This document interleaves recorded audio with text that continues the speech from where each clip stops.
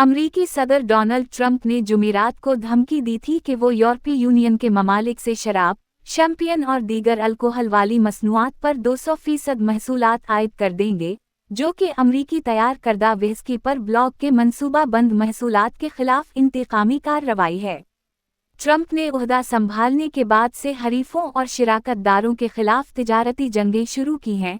तिजारती और दीगर पॉलिसी उमूर पर ममालिक पर दबाव डालने के लिए टैरिफ को एक टूल के तौर पर चलाना है। ये है रेडियो जीवे पाकिस्तान डिजिटल।